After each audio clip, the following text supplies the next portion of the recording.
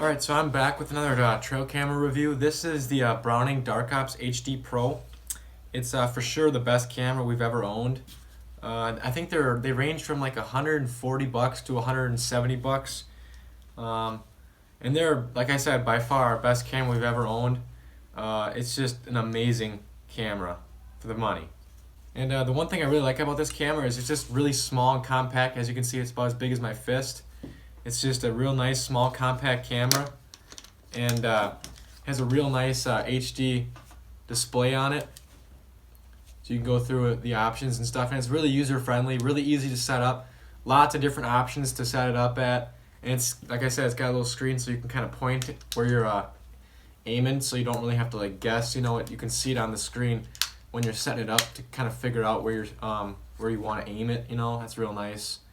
And like I said, it's just a really user-friendly, and definitely the nighttime quality of this camera is like out of this world. It's got real crystal clean nighttime videos and pictures, a lot better than some of the other cameras we've had. And we have an Exodus Lift too. I'll be doing a review on that probably in a couple months or so. Whenever we get that one out of the woods. Right now, it's out there in one of our food plots.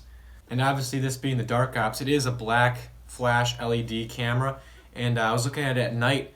When I was taking pictures, I couldn't see any LEDs or nothing, and which is good. But when I had it out there, the deer were definitely still looking at it a little bit, and I mean, they can see it, but the main thing is as long as it's not like flashing red like most of the cheaper ones do.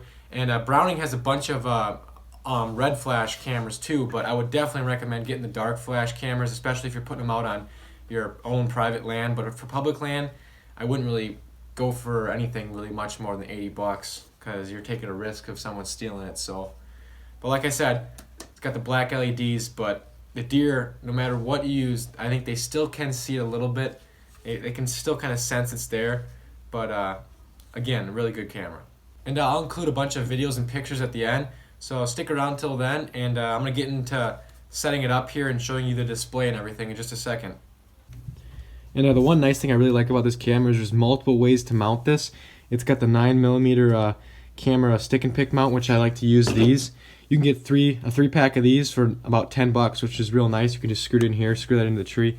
That is what I like to use the most. But as you can see, it's also got this strap. You can put the strap through. It comes with a strap too, but I kind of lost that. And the nice thing about this camera is this thing rotates. So let's say you want to put it up in a tree.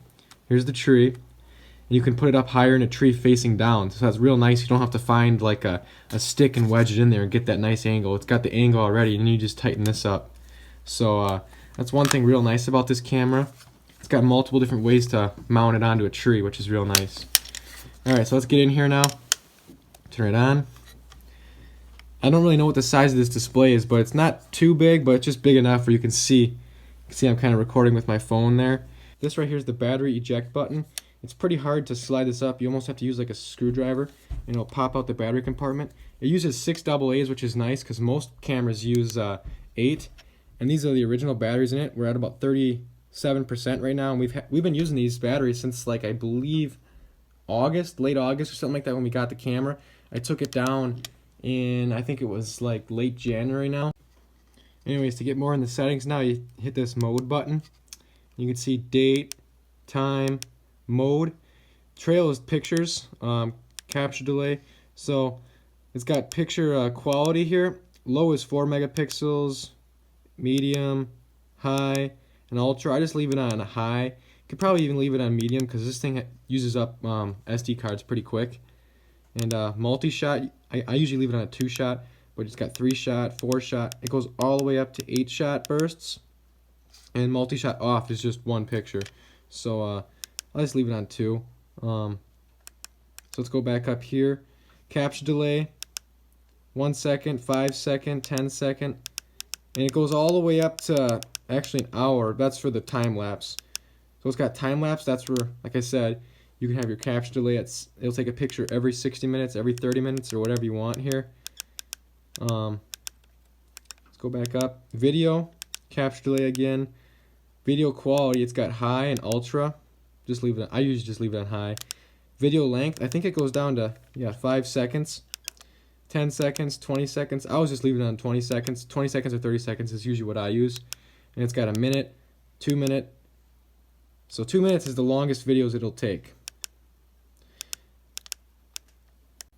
And then looks like night, we got long range. I don't really know what this means. I usually just leave it on long range. Smart infrared. I don't really know what that means. It's got temperature units. Info strip, you can turn that on or off. I don't know why you'd want to have it off. Just leave it always on. It's got all this other stuff here. You can name the trail camera. You can delete actually all the pictures on here, which probably wouldn't really want to do that. And we're back to the beginning here. Alright, so that's basically setting it up. Like I said, it's pretty self-explanatory. Real nice size display, easy to see. And it's just real nice camera overall. And then I forgot to explain this. So let's say you're in here and you got everything all set up.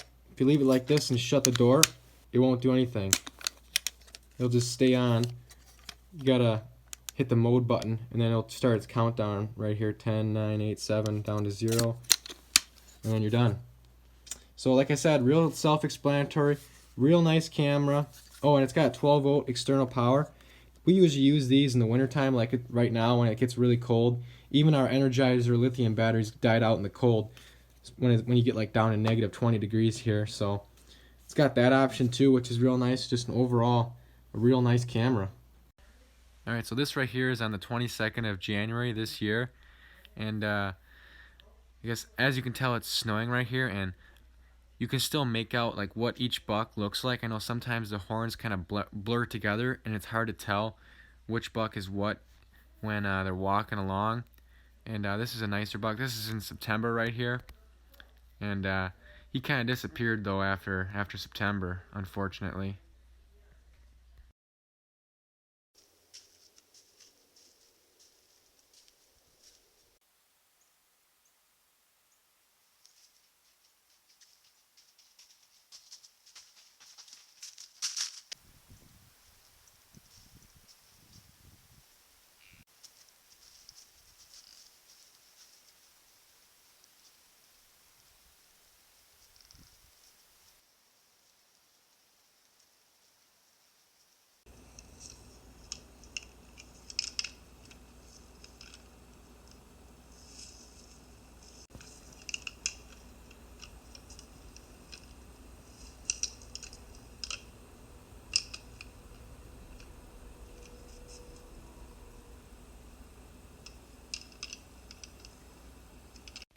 Alright, so as you just heard, the volume sounds pretty good on this camera. You can hear the bucks fighting, the bucks grunting, deer running around in the background. It's just cool to hear all that.